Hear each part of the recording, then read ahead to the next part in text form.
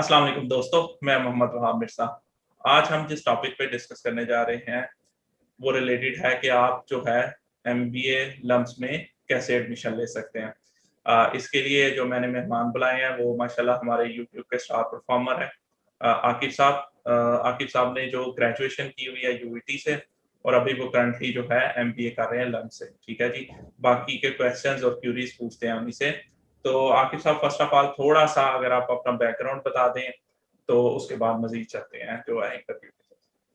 मेरे ख्याल से बैकग्राउंड तो आपने बता ही दिया है, लेकिन अपार्ट फ्रॉम दैट मैं 4 साल लेस्को में जॉब की है और उसके बाद coming from an engineering background मैंने फिर बिजनेस फील्ड में स्विच किया और अभी इंशाल्लाह मई में हमारी ग्रेजुएशन है। ठीक है, तो आकिब साहब जो है आपने अभी जैसे कहा कि जो है ना आपने इंजीनियरिंग के बाद जो है ग्रेजुएशन जो है बिजनेस साइड पे स्विच किया, तो ऐसा क्यों करना पड़ा? मतलब आपने इंजीनियरिंग को ही या मतलब उसी में स्पेशलाइजेशन की तरफ क्यों नहीं ध्यान दिया है? उसकी दो तीन वजूहत थी। एक तो ये थी कि मैं जो जॉब कर रहा था उस टाइम पे वो प्योरली मैनेजमेंट बेस्ड थी, और वो जब मैंने एक्सपीरियंस किया और सारा कुछ मैंने वो देखा कि मैनेजमेंट होती क्या है, तो मुझे ज़्यादा उसमें इंटरेस्ट पैदा हुआ और फिर मैंने कहा कि जी मैंने इसमें डिग्री करनी है। दूसरी चीज़ ये है कि पाकिस्तान में इंजीनियरिंग की स्पेशलाइजेशन करने के बाद आपके कोई जॉब प्रोस्पेक्ट्स नहीं है। वो मेरे ख्याल मैंने तो ये ऑब्जर्व किया कि वो अपने आप को धोखा देने वाली बात है कि जब आपकी अंडरग्रेड में कोई इतनी अच्छी प्रोस्पेक्ट्स नहीं है तो स्पेशलाइजेशन करने के बाद क्या ही होंगे, अनलेस आप बाहर मूव करना चाहते हैं। मैं बाहर मूव करना नहीं चाहता था, तो ये दो रीजंस थी। ठीक है, चलें सही है। आकिब साहब, रीज़न तो आपने बता दी स्विच करने की लम्स में। अच्छा, मुझे थोड़ा लम्स के बिज़नेस कोर्स की तरफ तो बता दें, सबसे पहले थोड़ा-सा बता दीजिएगा कि एप्लीकेशन जो प्रोसेसिंग इसकी होती है, यानी कि मतलब कहाँ से आप जो है वो डाउनलोड कर सकते हैं इनके एडमिशन फॉर्म, इनकी फीस वगैरह, थोड़ा-सा इस बारे में ज़रा बता दें कि एडमिशन फीस या टेस्टिंग फीस कितनी होती है, इसके बारे में जो है रोशन करें। लम्स का एडमिशन प्रोसेस काफ़ी कॉम्प्रिहेंसिव होता है, क्योंकि उसमें आपको एप्लीकेशन की तकरीबन नवंबर या दिसंबर में स्टार्ट हो जाती है, और अमूमन फेब या मार्च के अंदर जाती है। ये मैं आपको प्री कोविड टाइम्स का बता रहा हूँ। इस दफ़ा तो इन्होंने एक्सटेंड कर दिया, मई के एंड तक इन्होंने टाइम एक्सटेंड किया। अदरवाइज फेब और मार्च वो डेडलाइन होती थी। अब उसके अंदर जो हम चीज़ जो मैंने भी गलती की थी और काफ़ी लोग करते हैं कि क्योंकि इसका एडमिशन प्रोसेस काफ़ी काफ़ी कॉम्प्रिहेंसिव होता है, हम लोग आखिरी दिनों में अप्लाई करते हैं, जो कि बहुत नुकसानदेह है। क्योंकि आपको उसके अंदर एक पूरी एक एप्लीकेशन बनानी है। एप्लीकेशन में you have to justify your decision to join LUMS MBA. पहली बात, आप 5 साल बाद अपने आप को कहाँ देखते हैं, आपकी टॉप 3 अचीवमेंट्स क्या हैं, आपने जॉब में क्या किया। ये 4 मेजर क्वेश्चंस होते हैं जो कि काफ़ी इंपॉर्टेंट है आपके एडमिशन डिसीजन के अंदर, जिसमें टाइम काफ़ी ज़्यादा लगता है। मेरा तकरीबन 1.5 महीना 2 महीना लगा था। वो इसलिए कि मैं जॉब के साथ कर रहा था और मैं कम टाइम देता था।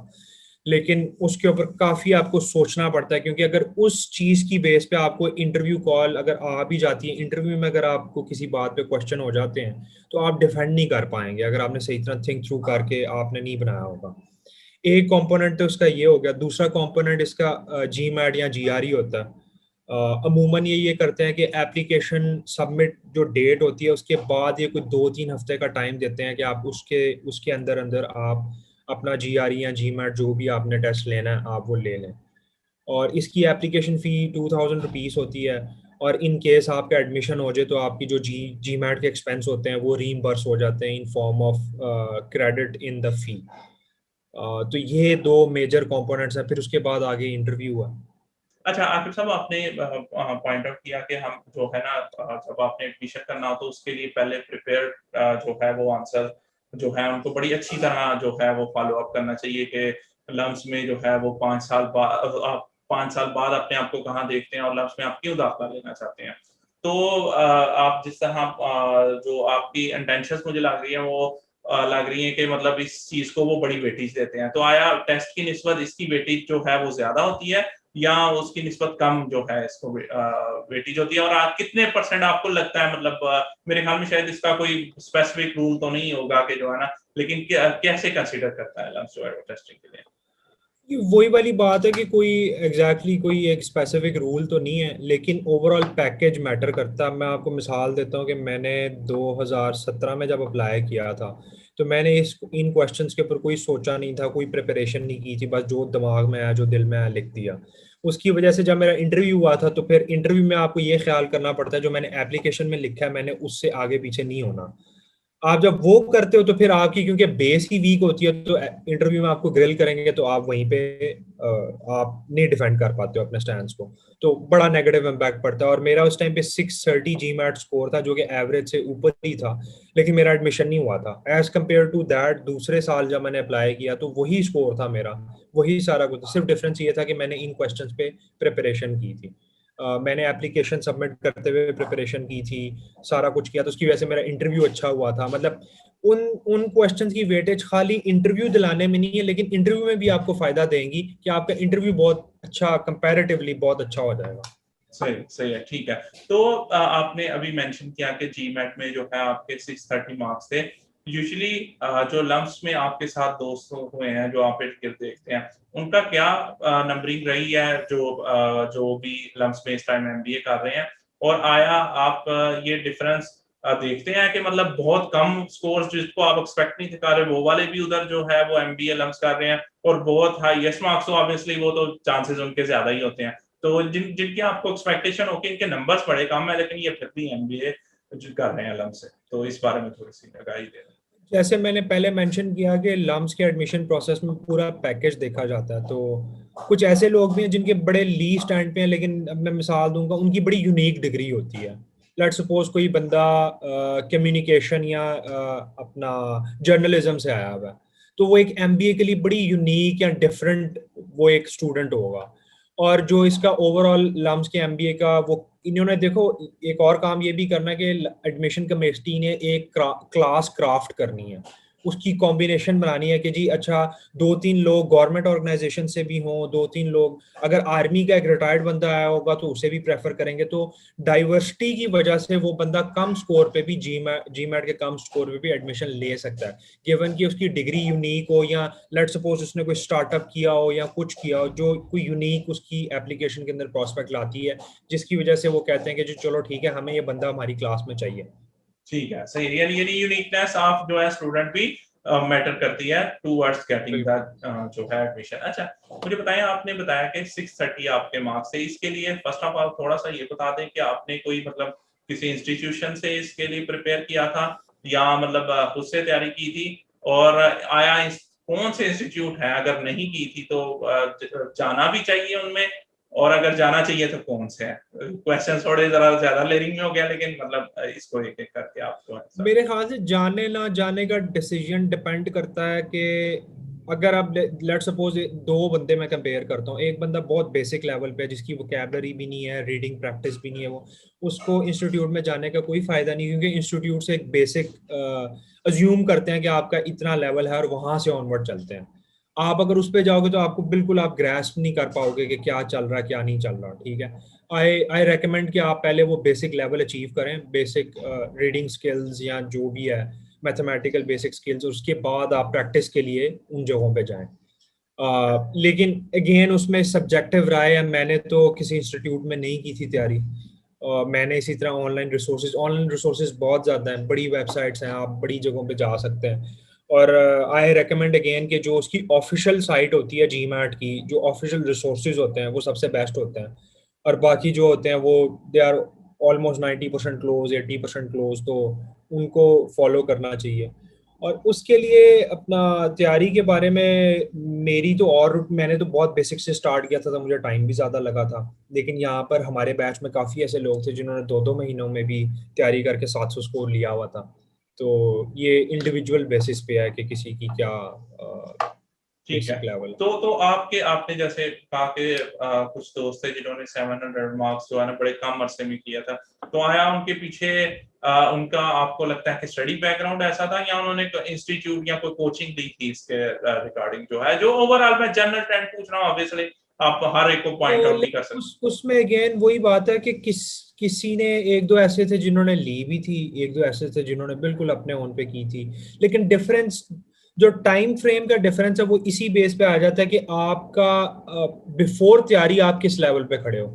अगर आप लेवल 0 पे हो तो आपको टाइम ज्यादा लगेगा, अगर आप लेवल 5 पे हो तो आपको कम टाइम लगेगा। ये बस डिफरेंस है। और ये अगेन वही बात है कि ये हर किसी की स्टडी रूट, कुछ लोग कहते हैं कि जी हमें जब तक एक एक रूटीन ना बन जाए कि हमने रोज एकेडमी जाना है, तैयारी करनी है, प्रैक्टिस करनी है, तब तक हम अपने ओन पे नहीं कर सकते। मेरे ख्याल से सिर्फ ये डिफरेंस है कि आप अगर अपने ओन पे पढ़ सकते हैं तो ठीक है, अगर नहीं कर सकते, आपको रूटीन फॉलो करने की जरूरत है, आपको लगता है कि मैं बहुत ज्यादा स्लैक कर जाऊंगा और मैं बिल्कुल टाइम डिले करूंगा या टाइम जाया करूंगा, तो आप अकेडमी चले जाएं।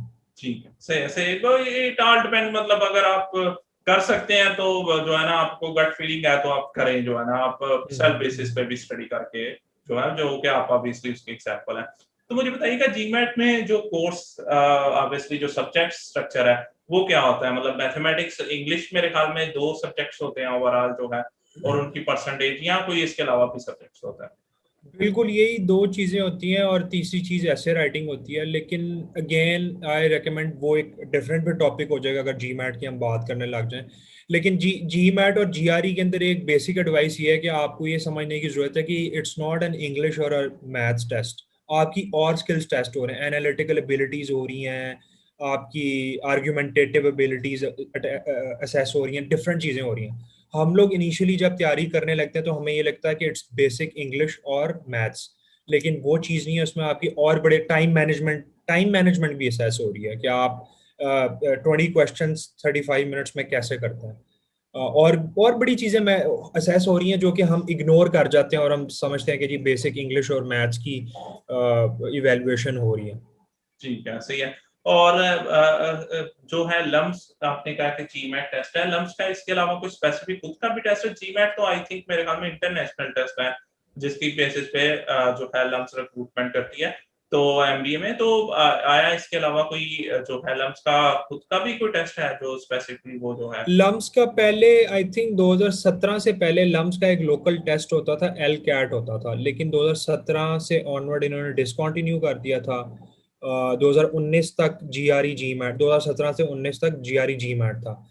2020 में I don't know because of Covid या किस वजह से इन्होंने गैट भी लेना शुरू कर दिया, क्योंकि उस टाइम के ऊपर ये जीआरई जी मैट हो नहीं रहे थे। अभी तो ऑनलाइन हो गए हुए हैं, आप घर बैठ के दे सकते हैं। पहले ये टेस्टिंग सेंटर्स में होते थे तो कोविड की वजह से पता नहीं चल रहा था कि क्या होगा क्या नहीं होगा, फिर उन्होंने गैट लेना शुरू कर दिया। इस साल भी वो गैट ले रहे हैं, that's in addition to GRE and GMAT जो पाकिस्तानी लोकल गैट होता है। लेकिन हमने सुना है फ्रॉम डिफरेंट रिसोर्सेज के गैट शायद अगले साल डिसकंटिन्यू हो जाए, तो फिर दो ही टेस्ट रह जाएंगे, जीआरई या जी मैट। ठीक ठीक है, यानी यानी टेस्टिंग मेथड वो इसी को, जो इंटरनेशनल मेथड्स हैं उसी को फॉलो करते हुए जो है वो मोस्टली जो हाँ है रिक्रूटमेंट कर रहे हैं। अच्छा अच्छा, मुझे बताइएगा, आपने चलिए टेस्ट के बारे में तो बता दिया, आपने इंटरव्यू के बारे में बताया था कि जो है ना, मतलब इसमें जो आंसर्स हैं यूजुअली वो जो आपने अपने उसमें स्टेटमेंट ऑफ पर्पस में लिखा होता है, या जो आप जो भी क्वेश्चंस की आंसरिंग करते हैं उसके हिसाब से पूछ रहे होते हैं। चलिए ये तो एक बेसिक क्वेश्चन हो गई है, तो आंसर करने वाला शायद उसे पता भी होगा कि आप पूछेंगे, और शायद अगर वो प्रिपेयर करके जाएगा तो वो आंसर भी कर पाएगा। इसके अलावा जो जनरली क्वेश्चन होते हैं इंटरव्यू में, इसके अलावा भी कोई क्वेश्चन होते हैं, और अगर वो होते हैं तो वो किस नौयत के होते हैं? अच्छा, मैं क्लैरिफाई कर दूं बात, जो आपने स्टेटमेंट ऑफ पर्पस के अंदर क्वेश्चंस आंसर कर दिए हैं ना, जरूरी नहीं है वो पूछे जाएं। मेरे से पहले इंटरव्यू में इसलिए पूछे गए थे क्योंकि मैंने सही तरह एड्रेस नहीं किए थे। ठीक है। वो एक रीडर के लिए सेल्फ एक्सप्लेनेटरी नहीं थे, तो इस वजह से उन्होंने इंटरव्यू वहीं से स्टार्ट किया कि शायद इस बंदे ने सही तरह एसओपी नहीं लिखा, let's give him another chance कि अपनी बात क्लैरिफाई कर ले। लेकिन मैं वही बता रहा हूँ क्योंकि मैंने सही तरह तब भी तैयार नहीं किए थे, तो उस टाइम पे भी मैं सही तरह तैयार नहीं। जब दूसरी दफा मेरा इंटरव्यू हुआ तो उस टाइम पे मुझसे एसओपी में से एक सवाल नहीं पूछा गया, क्योंकि उस टाइम पे मैंने काफी आर्ग्यूमेंट स्ट्रांग था या जो भी था वो चीजें एड्रेस हुई थी। बाकी जनरल क्वेश्चंस की अगर बात की जाए तो कुछ भी हो सकता है। मतलब ये हो सकता है आप एकदम वॉक इन किए हो, आपसे पहला सवाल पूछा, हाँ जी क्या आज सुबह का अखबार पढ़ा है? अच्छा जी पढ़ा है। क्या खबर थी? लेट सपोज आप क्या देते हो कि जी टर्की टर्की की कोई फॉरेन पॉलिसी के बारे में आप क्या देते हो फलां, उस पर क्या एनालिसिस है आपका? तो अब इसके पीछे हमें सोचने की जरूरत है कि the question behind the question is कि वो तुमसे ये नहीं पूछ रहे कि टर्की की इंफॉर्मेशन है, या जनरल नॉलेज नहीं पूछ रहे। वो ये पूछ रहे हैं, देखना चाह रहे हैं कि यार ये is this person mature enough to have an opinion on different subject matters throughout his life या थ्रू आउट द एनवायरमेंट, जो कि एक पोटेंशियल मैनेजर में कल को होने चाहिए। ठीक है, आप अगर ओपिनियन नहीं रेस कर सकते किसी बात के ऊपर, आप किसी से कोई गपशप भी नहीं कर सकते, आप किसी से कोई बात ही नहीं कर सकते। तो ये देखना चाहिए कि हर, अब जैसे मेरे से उन्होंने एक और सवाल पूछ लिया कि जी what's the population of China, फिर इंडिया, फिर जर्मनी, फिर फ्रांस, रैंडमली टक टक टक यूं करके। तो उसके पीछे वो ये नहीं पूछ रहे थे कि मुझे कितनी अच्छी तरह पॉपुलेशन याद है, वो देखना चाह रहे थे कि ये बंदा प्रेशर में या टेंशन में किस तरह रिस्पॉन्ड करता है, क्या ये आउट ऑफ कंट्रोल हो जाता है, कि डज ही गो मैड, या क्या रिस्पॉन्ड करने की कोशिश करता है, क्या करता है। तो क्वेश्चन बिहाइंड द क्वेश्चन ये था। फिर एक और स्ट्रीम ऑफ क्वेश्चन अपना था कि जी सिनेरियो एनालिसिस होता है कि जी tell us about a scenario जहां पर आप फेल हुए या जहां पर आपने ये किया, और इसके पीछे सारी कहानी होती है, देखना चाह रहे होते हैं कि आप अपने बारे में कितने सेल्फ अवेयर हैं। अब सेल्फ अवेयर से क्या मतलब है कि वो देखें, लम्स एमबीए चाह रहा है कि हम मार्केट में कल को 2 साल बाद ऐसा बंदा लॉन्च करें या ऐसा बंदा मार्केट में जाए जो कि अच्छा लीडर या अच्छा मैनेजर बन सकता है। तो जो बंदा सेल्फ अवेयर ही नहीं है, उसको अपने बारे में पता ही नहीं है मेरी स्ट्रेंथ क्या है, मेरी वीकनेस क्या है, तो वो कैसे अच्छा लीडर हो सकता है। उसको ये नहीं पता ये मेरी कमजोरी है, मैंने इसको साइड पे रखना है और मैंने अपनी स्ट्रेंथ के साथ खेलना है। तो ये हरगिज स्ट्रेंथ और वीकनेसेस के भी जो क्वेश्चन होते हैं उसका हरगिज ये मतलब नहीं होता कि दे वांट के जी बैटमैन और सुपरमैन आ जाए। वो ये देखना चाह रहे हैं कि बंदा सेल्फ अवेयर कितना है, इसको अपने बारे में कितना पता है, ये कितनी सेल्फ इन्वेस्टमेंट करता है, अपने सेल्फ डेवलपमेंट कितनी करता है। ठीक फिर ठीक। एक और अमूमन सवाल एक और होता है कि आप फ्री टाइम में क्या करते हैं। तो लोग अमूमन उसका जवाब देते हैं कि जी मैं मूवीज देखता हूँ, मैं ये करता हूँ, वो करता हूँ, इट्स फाइन। लेकिन दे वांट टू सी के यार ये फारिग वक्त में क्या करता है, टाइम जाया कर देता है, इसको टाइम की कदर भी है कि नहीं, कि कोई ठीक है ये लेजर भी करता है, इंजॉय भी करता है, लेकिन क्या उससे कोई प्रोडक्टिविटी होती है। लेट्स सपोज कोई बंदा कह देता है कि जी मैं हॉकी खेलता हूँ, हॉकी इसलिए खेलता हूँ कि जी मुझे टीम प्लेइंग, पार्टनरशिप, कंपटीशन का शौक है, जो कि मुझे प्रोडक्टिव बनाते हैं और मैं इंप्रूव करता हूँ नॉर्मल लाइफ में भी।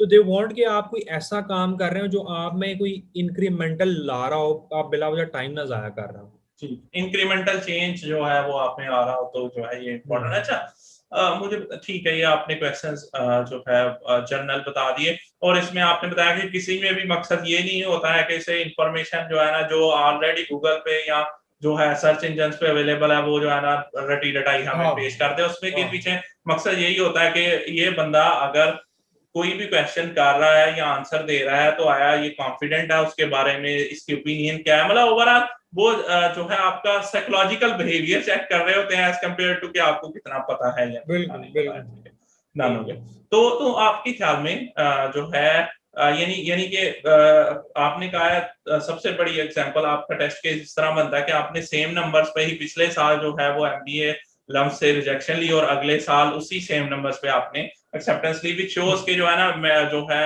क्या नाम है इंटरव्यू का नंबर्स जो है वो बड़े मैटर करते हैं, या इंटरव्यू का जो भी आप बिल्कुल। उसमें परफॉर्म कर रहे होते हैं उसमें। अच्छा अच्छा, मुझे बता दीजिएगा कि एक चलिए हम कहते हैं कि एक मिडिल क्लास आदमी ने जो है वो अल्टीमेटली दाखिला ले लिया, जो है ना वो एडमिशन उसका हो गया, तो आया मतलब एग्जांपल लेते हैं उसके पास हो सकता है फर्स्ट सेमेस्टर की फीस हो, सेकंड की ना हो, या मतलब जैसे भी कह लें कि थोड़ा सा उसका वो हैंड टू माउथ है, तो आया लम्स इस तरह के कोई जो है मेथोडोलॉजी या फाइनेंशियल असिस्टेंस जो है वो प्रोवाइड करती है कि मतलब एक स्टूडेंट जो उनके पास आ गया वो कहीं ना कहीं किसी ना किसी तरीके से कम ग्रेजुएट आप करते हैं, तो इस तरह की कोई अवेलेबल होती है? इसमें एडमिशन से पहले जब आपका एडमिशन प्रोसेस चल रहा होता है तब 3 ऑप्शंस होते हैं। एक होती है स्कॉलरशिप जो कि नीड बेस्ड होती है, और उसका बड़ा एक्सटेंसिव और बड़ा वो क्राइटेरिया होता है जिसके अंदर बड़ी चीज़ें देखते हैं, और दे दे मेक श्योर कि जो डिजर्विंग है या जिसके पास फाइनेंसेस नहीं है सिर्फ उसी को मिले। पर टफ क्राइटेरिया, कुछ लोग होते हैं जो दरमियान में होते हैं, जो कि मतलब कि they are doing good but वो फाइनेंस नहीं कर पा रहे होते, एक्सट्रीम एंड पे नहीं होते। उनके लिए फिर 2 ऑप्शंस हैं। एक ऑप्शन लम्स का लोन है, और लम्स का लोन इज इंटरेस्ट फ्री, कोई उस पर मार्कअप नहीं है, कुछ भी नहीं है, और वो फुल आपकी ट्यूशन फी देता है। और ट्यूशन फी के अलावा जो एक्सपेंसेस होते हैं जिसमें लेट सपोज हॉस्टल चार्जेस हो गए या इस तरह की चीज़ें होगी, वो आपको खुद पे करनी पड़ती हैं। और तीसरा ऑप्शन है एमसीबी का लोन। एमसीबी के लोन में आपको 1 मिलियन रुपीस जो है वो एमसीबी आपको काई बोर +2% मार्कअप के ऊपर आपको वो मिलता है। और that's again a very attractive opportunity. और अपार्ट फ्रॉम ऑल दिस, ये तो 3 चीजें ऐसी हैं जो कि ऑफिशियल वेबसाइट पे होती हैं। और सबसे बड़ी चीज़ ये है कि लम्स अपने एमबीए की बहुत ओनरशिप करता है। अगर आप throughout the program, let suppose अल्लाह ना करे किसी के साथ कोई क्राइसिस हो जाता है और इवेंचुअली शुरू में उसे लग रहा होता है कि जी मैं पे कर लूंगा, और through with in the semester उसे रियलाइज होता है कि जी मैं फाइनेंस नहीं पे कर सकता, तो you go to anybody, किसी भी प्रोफेसर के पास आप चले जाएं। जब लम ज्वाइन करेंगे आपको अंदाज़ा हो जाएगा वो कौन से लोग हैं जो कि आपको हेल्प आउट कर सकते हैं। आप जाके उन्हें कहें, दे वुड मेक श्योर कि आप फाइनेंस की वजह से लम से सेपरेट ना हो। ठीक है, सही सही है। एकेडमिक परफॉर्मेंस की वजह से हो जाएं, लेकिन दे वुड मेक श्योर कि आप अपनी फाइनेंशियल लिमिटेशंस की वजह से आप सेपरेट ना हो। सर मतलब मैं मुझे लिटरली आपके कॉन्फिडेंस से फील आई है कि आपने ये फील आप में जो है ना बड़ी बड़ी पॉजिटिवली जो है इंडल्ज हो गई है कि वाकई जो है ना, और आपने शायद एग्जांपल्स भी देखी हैं जिसकी बेसिस पे आप जी बड़े जी कॉन्फिडेंट बिल्कुल। हैं कि जो है ये चीज ऐसे ही मेक श्योर करते हैं। अच्छा थोड़ा सा बता दीजिएगा कि एमबीए लम्स की जो फीस है ये क्या है, तकरीबन जो ओवरऑल डिग्री पे लगती है। मैं ऑब्वियसली ये नहीं कह रहा कि आप जो है मतलब क्लोज जिसे कहते हैं एक लम सम किस्म का जो है वो हमें बता देंगे जो। लम्स की फी तो 2.2 मिलियन है, 22 लाख। ठीक है। अभी इस टाइम पे वी डोंट नो कि फ्यूचर में, वैसे हर साल ये इन्फ्लेशन के अगेंस्ट अपनी फीस रेज करते हैं, तो शायद अगले साल थोड़ी बहुत रेज कर दें। ठीक है, लेकिन लेकिन इसके करीब करीब जो है और 2.2 मिलियन जो है ये एग्जांपल लेते हैं कि ये 4 सेमेस्टर में इक्वली डिवाइड होती है या मतलब ये सब्जेक्ट वाइज जो है वो होता है। ऑलमोस्ट इक्वली होती है, क्योंकि इसमें सब्जेक्ट का सारों में बराबर सब्जेक्ट होते हैं, ऑलमोस्ट इक्वली। अपार्ट फ्रॉम के जी फर्स्ट सेमेस्टर में एडमिशन फी होती है तो वो थोड़ी ज्यादा होती है, बाकी 3 सेमेस्टर बिल्कुल बराबर होते हैं। Done, done. अच्छा अच्छा, आकिब साहब यूजुअली जो है एमबीए लम्स का ड्यूरेशन क्या होता है जो है, मतलब कितने सेमेस्टर जो है वो रिक्वायर्ड और होते हैं। 2 साल का प्रोग्राम होता है और 4 सेमेस्टर्स होते हैं। ठीक है। अच्छा अच्छा, इसमें कोई ऐसी कंपल्शन होती है जैसे किसी जमाने में होता था, मुझे ऑब्वियसली इस बारे में इतना एक्सटेंसिवली पता नहीं है कि मतलब एक कंप्यूटर साइंस वाला बंदा जब जाता था एमएस कंप्यूटर साइंस करने, तो उसका जो है ना वो एक सेमेस्टर जो है ना वो वेव ऑफ हो जाता था एमएस कंप्यूटर साइंस में। तो इसमें कुछ ऐसा होता है कि जो बीबीए करके आया हुआ वो एमबीए लम्स में उसको जो है वो कह लें कि फैसिलिटी मिलती है कि क्योंकि आपने बीबीए ऑलरेडी किया हुआ है, तो जो है ना आपको एमबीए में इतना ज्यादा जो है वो मतलब दोबारा से वो बेसिक सब्जेक्ट्स पढ़ने की जरूरत नहीं है, या इसमें सारे ही वो पूरा 2 साल पूरा कर रहे होते हैं। नहीं नहीं, ऐसी कोई फैसिलिटी नहीं है, क्योंकि जो एमबीए प्रोग्राम है वो इसी तरह डिज़ाइन है कि सारे, नो मैटर आप कहाँ से आए हैं, सबके लिए बराबर है। यहाँ तक कि हमारे साथ बीबीए वाले भी होते थे और फाइनेंस का लेट सपोज उन्होंने कोर्स पहले लिया हुआ है, और हम उनसे, मैं क्योंकि इंजीनियरिंग बैकग्राउंड का था, हम उनसे पूछते थे कि यार ये फाइनेंस में क्या पढ़ा रहे हैं, तो वो कभी कभार कहते थे कि हमें नहीं पता चल रहा, क्योंकि वो एक मतलब वो डिज़ाइन ही इस तरह होता है कि किसी को एक्स्ट्रा एडवांटेज ना हो, चाहे वो उसने पहले से कोर्स पढ़ा हुआ है या नहीं पढ़ा हुआ। ठीक है, सही सही। और सही है। इसके अलावा आकिब साहब कोई एडवाइस जो जो अप्लाई कर रहा हो टेस्ट के लिए या ओवरऑल जो है जो इस टाइम स्टडी भी कर रहा हो उसके बारे में एडवाइस देना चाह रहे हो एमबीए के लम्स। उसके लिए यही है कि अगर आपने अप्लाई करना है, थोड़ा टाइम पहले करें अपनी प्रिपरेशन सारी, आखिरी मोमेंट में, आखिरी वीक में, आखिरी 2 वीक्स में ना, कभी भी ना छोड़ें। पहले से आप प्रिपेयर करें, जहन बनाएं, अपनी जस्टिफिकेशन बनाएं। आपने एडमिशन कमेटी को जस्टिफाई करना है कि वो आपको एडमिशन क्यों दें। Just think it this way कि कन्विंस करके आपने आना है। ग्रेड्स वगैरह, जीपीए वगैरह, वो सारी बात की बातें हैं। आपने सबसे पहले एक अपना एक समझे कि आर्ग्यूमेंट बनाना है कि जी मुझे आप एडमिशन क्यों दें। That's above everything. यही सबसे सेंट्रल एडवाइस है एडमिशन लेने वालों के लिए। आकिब साहब बहुत बहुत शुक्रिया, माशाल्लाह आपने बड़ा डिटेल्ड एक्सप्लेन कर दिया। तो आपके जो है इधर तशरीफ आवरी का बहुत शुक्रिया। तो दोस्तों मोस्ट प्रॉब्ली आपके सारे पर्टिनेंट क्वेश्चंस इसमें कवर हो गए होंगे। इसके अलावा अभी कोई अगर आपकी क्वेरी हो तो आप नीचे कमेंट में मेंशन कीजिएगा, मैं कोशिश करूंगा कि जो है वो आकिब साहब को पास ऑन कर सकूं। इसके अलावा जो है हमारे चैनल को लाइक करें, वीडियो को लाइक करें और जो है बेल के नोटिफिकेशन पे क्लिक कर दें ताकि आपको जो है फ्यूचर नोटिफिकेशंस आते रहें। हमारे साथ जुड़े रहने के लिए और बार बार इस चैनल पर आने के लिए। वहाब मिर्जा आपका तहे दिल से शुक्रगुजार। अल्लाह हाफिज। पाकिस्तान जिंदाबाद।